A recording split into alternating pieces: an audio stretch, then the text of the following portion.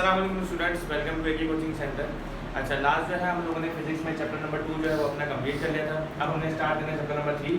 तो एक हफ्ते से हमारी वीडियोस नहीं आती, कुछ इश्यूज थे, लेकिन इंशाल्लाह आप जो है वो रेगुलर बेसिस पे वीडियोस आया करेंगी। अच्छा, चैप्टर नंबर 3 जो है हमारे पास वो बहुत इंपॉर्टेंट है और इसका नाम है इलेक्ट्रोमैग्नेटिक स्पेक्ट्रम। राइट, इलेक्ट्रो और मैग्नेटिक, इसमें हमारे पास दो वर्ड यूज हो रहे हैं, एक इलेक्ट्रो और एक मैग्नेटिक। अब इलेक्ट्रो का मतलब क्या है? इलेक्ट्रो का मतलब ऐसा कि इलेक्ट्रिसिटी है ना, वो भी किससे निकला है? इलेक्ट्रो। इसका मतलब यहाँ पे इलेक्ट्रिक चार्ज या इलेक्ट्रिक फील्ड जो है वो आएगी, इस्तेमाल होगी। और ये मैग्नेटिक, इसका मतलब यहाँ पे मैग्नेटिक फील्ड भी इस्तेमाल हो सकती है। तो इलेक्ट्रिक फील्ड को हम शॉर्ट फॉर्म में EF लिखेंगे और मैग्नेटिक फील्ड को हम लिखेंगे MM। सही है। तो इलेक्ट्रोमैग्नेटिक स्पेक्ट्रम होता क्या है वो हम पूरा डिटेल में इस चैप्टर में डिस्कस करेंगे। लेकिन सबसे पहले जो हमारे पास टॉपिक है, इन्होंने हमारे पास दिया हुआ टॉपिक जो है वो डिस्पर्जन ऑफ लाइट। सही है।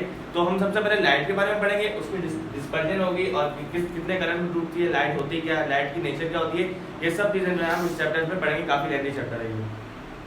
तो सबसे पहले यहाँ पे लिखा हुआ है, टॉपिक स्टार्ट होने से पहले हमें यहाँ पे बहुत बेसिक चीजें लिखी हुई है कि इलेक्ट्रोमैग्नेटिक वेव्स यूज कहाँ होती हैं और कैसे यूज होती हैं। तो हम लोग ये सबसे पहले देखते हैं।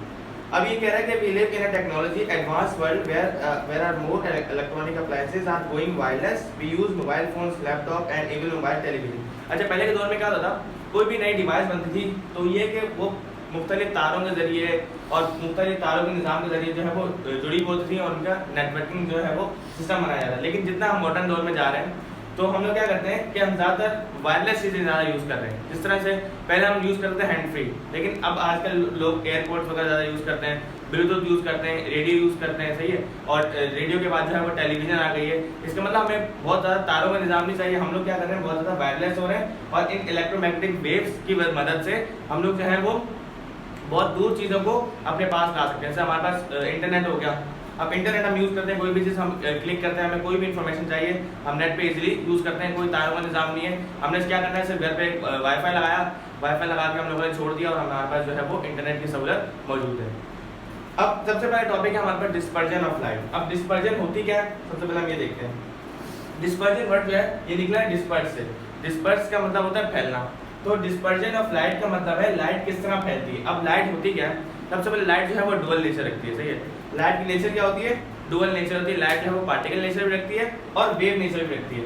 पार्टिकल नेचर किस तरह से रखती है और वेव नेचर किस तरह से रखती है? कुछ ऐसे तरीके हैं, कुछ ऐसे एक्सपेरिमेंट है कि हमें पता चलता है कि लाइट जो है वो वेव नेचर रखती है और कुछ ऐसे तरीके हैं हमें पता चलता है कि लाइट जो है वो पार्टिकल नेचर भी रखती है। अब हमारे पास एक वाइट लाइट है, समझते हैं। हम लोग समझते हैं कि वाइट लाइट जो है वो सिर्फ एक कलर की होती है, वाइट। सही है। यहाँ पर लिखा हूँ व्हाइट लाइट। हम लोग समझते हैं कि व्हाइट लाइट सिर्फ एक कलर की होती है, व्हाइट। लेकिन ये हमारी गलतफहमी है। हम लोग को ये पता नहीं है कि व्हाइट लाइट जो है उसके अंदर 7 जो है वो मुख्तलिफ कलर्स जो है वो छुपे हुए होते हैं। और वो कलर्स कब जाहिर होते हैं? वो कलर्स वक्त जाहिर होते हैं जब हम किसी भी प्रिज्म से इसको गुजारते हैं। अब प्रिज्म क्या होता है, स्पेक्ट्रम क्या होता है, वो चीज़ हमने आगे समझनी है। अब जब मैंने ये बात की कि व्हाइट लाइट के अंदर 7 कलर छुपे हुए होते हैं, तो बहुत सारे बच्चों के जहन में एक चीज़ आई होगी कि जब बारिश होती है उसके बाद जो रेनबो बनता है उसमें भी जो 7 कलर मुख्तलिफ बनते हैं, तो शायद उसी की बात हो रही हो। तो वो चीज़ भी आगे आएगी इसके कि रेनबो किस तरह से बनता है और व्हाइट लाइट किस तरह से टूटती है। तो सबसे पहले हम देखेंगे कि व्हाइट लाइट में किस तरह से 7 कलर जो है वो बनते हैं। अब यहाँ पे अगर आप देखें बुक में अपनी, तो यहाँ पे डायग्राम बनी हुई है प्रिज्म की। अब प्रिज्म जो है इन्होंने एक ट्रायंगुलर शेप का इस तरह से लिया हुआ है। यहाँ पे लिखा हुआ भी है कि the prism is a triangular transparent block of a glass और प्लास्टिक। अच्छा, ये प्रिज्म जो होता है ना, ये ट्रांसपेरेंट होता है। ट्रांसपेरेंट इसका मतलब होता है इससे हमें आर पार देख सके। सही है। ट्रांसपेरेंट ब्लॉक होता है और ये ग्लास का भी हो सकता है, प्लास्टिक का भी हो सकता है, दोनों का। जरूरी नहीं है सिर्फ ग्लास का होगा, ये ग्लास और प्लास्टिक का होता है। It is solid structure having 3 rectangular and 2 triangular surfaces. कह रहा है 3 रेक्टेंगुलर और 2 ट्रायंगुलर जो है वो उसके सरफेसेस होते हैं। अब इस प्रिज्म का काम क्या है, हमने सबसे पहले ये देखना है। अब जब भी व्हाइट लाइट, समझ लें ये व्हाइट लाइट है। सही है। ये क्या है? White light. इसको हमने प्रिज्म से गुजारना। सही है। अब प्रिज्म जरूरी नहीं है सिर्फ ट्रायंगुलर हो, कहीं हम प्रिज्म जो है वो गोल भी लेंगे, सर्कुलर भी ले सकते हैं। कहीं यहाँ पे हमने जो प्रिज्म दिया है वो कौन सी शेप का है? ट्रायंगुलर शेप का है। अब हमने जब भी व्हाइट लाइट को गुजारा प्रिज्म के अंदर, तो व्हाइट लाइट जैसे ही प्रिज्म के अंदर जाएगी तो अपनी जो है वो डायरेक्शन को चेंज करेगी। मतलब अब इस डायरेक्शन से व्हाइट लाइट अंदर आएगी तो डायरेक्शन को अपनी चेंज करेगी। और अब जब यहाँ पहुंचे ना, प्रिज्म से जब गुजरेगी तो ये व्हाइट नहीं रहेगी। ये कितने कलर में चेंज होगी? ये 7 मुख्तलिफ कलर्स में चेंज हो जाएगी इस तरह से। जैसे 1 2 3 4 5 6 और ये 7 मुख्तलिफ कलर में टूट गए। अब ये जो जितने कलर्स में टूटी है ना, इस कलर इसको हम लोग क्या बोलते हैं, स्पेक्ट्रम बोलते हैं। ये 7 कलर में टूटी है, इसको हम क्या बोलते हैं, स्पेक्ट्रम। अच्छा, इस स्पेक्ट्रम को भी हम लोग जो है वो नेक्स्ट चैप्टर में डिटेल से डिस्कस करेंगे। अभी हमें सिर्फ ये चीज़ समझनी है कि जब भी हम किसी वाइट लाइट को प्रिज्म से गुजारते हैं तो वो 7 मुख्तलिफ कलर में टूटती है। इस अमल को हम लोग क्या बोलते हैं, स्पेक्ट्रम बोलते हैं। अच्छा, ये 7 कलर्स कौन कौन से होते हैं वो कलर्स भी बताता हूँ। आप इस शॉर्ट फॉर्म में आपको इस तरह से याद रखना है, 1 2 3 4 5 6 7। अब ये V क्या होता है, V का मतलब वायलेट, I का मतलब इंडिगो, B का मतलब ब्लू, G ग्रीन, इस तरह से Y येलो, और लास्ट में है हमारे पास ऑरेंज के बाद है रेड। तो इस तरह से जैसे हम व्हाइट लाइट को किसी भी प्रिज्म से गुजारते हैं तो वो 7 मुख्तलिफ कलर में टूटती है, और वो 7 मुख्तलिफ कलर हमारे पास ये हैं, violet, indigo, blue, green, yellow, orange और रेड। सही है। अब ये जो कलर में टूट गई इसको हम लोग क्या बोलते हैं, स्पेक्ट्रम। तो ये प्रिज्म से हमने गुजारा और 7 कलर में टूट गई। इस समय ये पता चलता है कि व्हाइट लाइट में सिर्फ एक कलर नहीं होता, 7 मुख्तलिफ कलर होते हैं। अब डिस्पर्जन ऑफ लाइट इन्होंने क्या लिखा हुआ है, इन्होंने ये चीज़ रेनबो का भी यहाँ जिक्र किया हुआ है, लेकिन रेनबो की जो बात आएगी वो नेक्स्ट जो है वो टॉपिक में आएगी। Have you ever seen the rainbow? What the physics behind the phenomena? Let us want the using glass prism. Suppose a narrow beam white light entering from air is passes through the prism of a denser medium.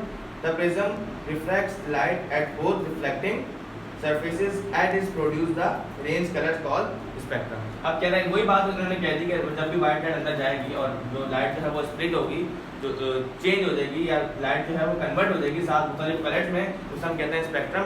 अब dispersion of light क्या होता है, splitting of white light. Splitting का मतलब है टूटना, white light का टूटना into its constituent colours. Constituent colours कौन से, वो ये रहे constituent colours. It passes through a glass prism is called dispersion of light. Light का किसी भी ग्लास प्रिज्म से अंदर गुजरना और अपने कॉन्स्टिट्यूएंट कलर्स में डिस्पर्स हो जाना कहलाता है डिस्पर्जन ऑफ लाइट। अब इन्होंने एक और चीज भी यहाँ लिखी हुई है कि the colour pattern produce in dispersion is called spectrum of light. अब कह रहे हैं कि कलर पैटर्न जो है ना, ये कलर पैटर्न जो है, ये कलर पैटर्न बिल्कुल सेम रहेगा, अलग नहीं होगा। कलर पैटर्न जो हमारे पास कांस्टेंट है। कलर पैटर्न जो है वो प्रोड्यूस होता है डिस्पर्जन में। जो कलर पैटर्न प्रोड्यूस हुआ है ये वाला, इसे हम कहते हैं स्पेक्ट्रम ऑफ लाइट। आपसे अगर कोई पूछ ले स्पेक्ट्रम ऑफ लाइट क्या होता है, तो आपने कहना है कि कलर पैटर्न जो हमारे पास डिस्पर्जन ऑफ लाइट में, जब भी हम लाइट को डिस्पर्स करवाते हैं और हमारे पास प्रोड्यूस होता है कलर पैटर्न, वो कलर पैटर्न क्या कहलाता है, स्पेक्ट्रम ऑफ लाइट कहलाता है। ठीक है। अच्छा, अब हम ये चीज़ देखते हैं कि इलेक्ट्रोमैग्नेटिक वेव्स की हम बात तो कर रहे हैं, तो ये यूज़ कहाँ कहाँ हो रही है। अब इसके यूजेस कहाँ कहाँ हैं। हम घर में जो है माइक्रोवेव ओवन जो है बहुत सारे लोग यूज़ करते हैं। पहले हम लोग क्या करते थे कि वो खुद से भट्टी बना के आग में जो है वो रोटियां पकाते थे। उसके बाद जो थोड़ा सा जदीद दौर आया तो हमारे पास चूल्हे वगैरह आ गए। भाई अब जो है ऐसा दौर है कि हमारे पास क्या है, माइक्रोवेव। अब माइक्रोवेव ऐसी चीज़ है, ऐसे इलेक्ट्रॉनिक अप्लायंसेज होते हैं माइक्रोवेव्स के कि जिसमें हम लोग को कोई आग वाग लगाने की जरूरत नहीं होती। हम लोग क्या करते हैं, सिर्फ जो है उसको ऑन करते हैं और उसके अंदर से जो है वो वेव्स बनती हैं, हीट वेव्स बनती है, खाने के अंदर जाके उसको गर्म करती हैं।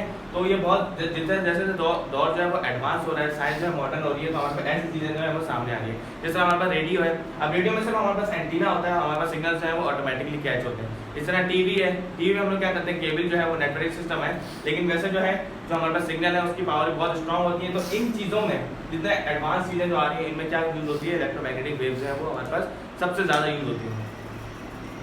अच्छा, उसके बाद हमारे पास जो नेक्स्ट टॉपिक है वो हमारे पास है कि ये कलर्स जो हैं, इन कलर्स की जो है वो इनके बारे में बताया था कि spectrum of visible light with corresponding wavelength and their frequencies. अब ये जो है आपके पास एक कॉलम बना हुआ है, यहाँ पे मुख्तलिफ कलर्स हैं, उनकी वेवलेंथ लिखी हुई है और इनकी रिफ्रैक्टिव इंडेक्स जो है वो लिखा हुआ है।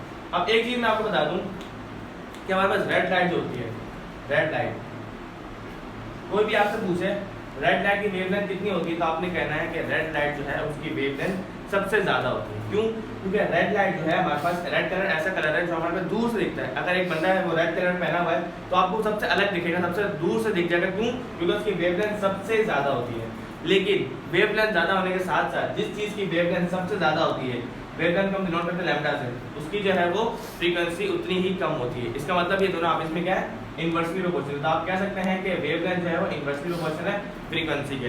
तो जिस चीज़ की फ्रीक्वेंसी जो है वो जिस चीज़ की फ्रीक्वेंसी है वो जितनी ज़्यादा होती है उसकी वेवलेंथ उतनी कम होती है, और जिस चीज़ की वेवलेंथ जितनी ज़्यादा होती है उसकी फ्रीक्वेंसी जो है वो उतनी कम होती है। यानी कि इनके आपस में इन्वर्सली जो है वो रिलेशन है, इन्वर्स रिलेशन है आपस में।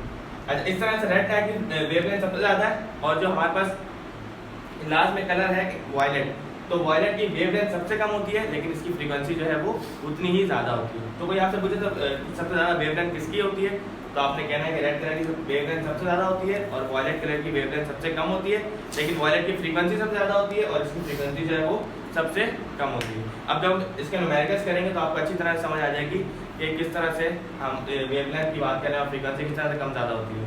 अब इनकी जो वेवलेंथ दी हुई है ना वो नैनोमीटर में दी हुई है। अब नैनोमीटर का हम लोग समझते हैं कि ये 650 लिखा हुआ है, 650 लिखा हुआ है। जैसे हम माइक्रोमीटर है उसको हम लिखते हैं 10 की पावर -6, सही है, 10 की पावर -3 में हम लिखते हैं। लेकिन नैनोमीटर जो है हमारे पास, नैनोमीटर का मतलब होता है 9, 10 की पावर -9, नैनो का मतलब होता है 9, तो 10 की पावर -9 हमारे पास क्या होती है, नैनोमीटर।